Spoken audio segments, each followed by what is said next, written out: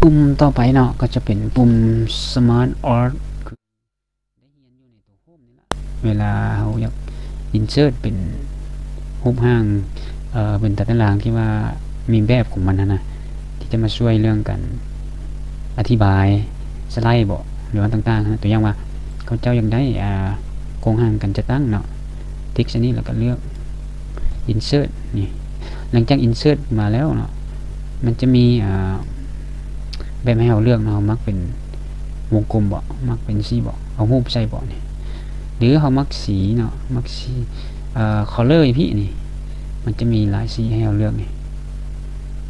เนาะหรืออยากเปลี่ยนแต่ห้องเดียวเป็นสีนะก็ติ๊กใส่ห้องไหนนึงเนาะแล้วก็ไปแต่โฮมเนาะแล้วก็ไปฟิลนี่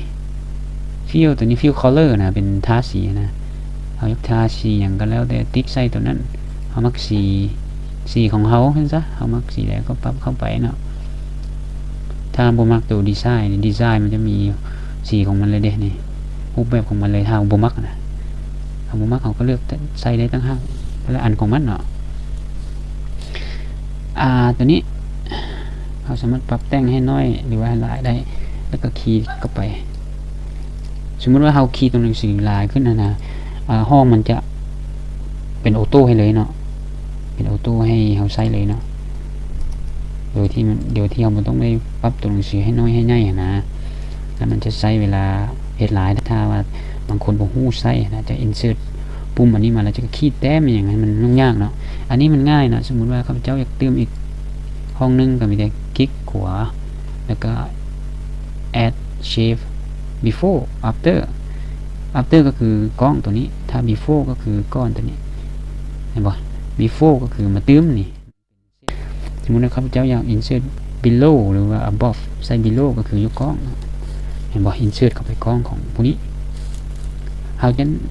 สามารถ add เข้าไปในร้านแบบไหนหรือว่าเปลี่ยนรูปร่างของห้องนี่บอกเขาบ่มักแบบสี่เหลี่ยมบอกใช่นะเขามักเป็นสีเป็นรูปแบบอื่นเขาก็สามารถเลือกได้เนาะแบบนี้บอกนี่เลือกได้คือกันเนาะ